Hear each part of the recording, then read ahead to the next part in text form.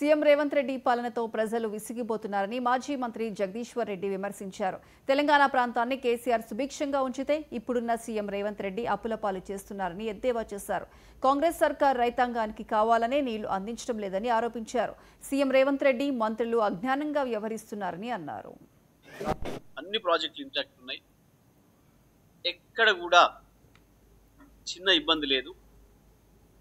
మీకు చేత కాకపోతే, మీకు నడపడం రాకపోతే కేసీఆర్ చేతికి అప్పగించండి. కాళేశ్వరం ప్రాజెక్టుని 3 రోజుల్లోనే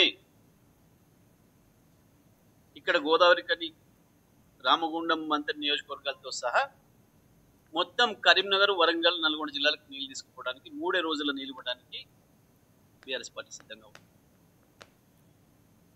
అన్ని వ్యవస్థలు సిద్ధం చేసి పెట్టిన కేసీఆర్ గారు కాబట్టి ఇవాళ దాని అవసరం స్పష్టంగా కనబడుతుంది. మొత్తం తెలంగాణ రైతాంగానికి, తెలంగాణ ప్రజలకి వెంటనే కాళేశ్వరం ప్రారంభించి రైతాంగానికి నీళ్ళు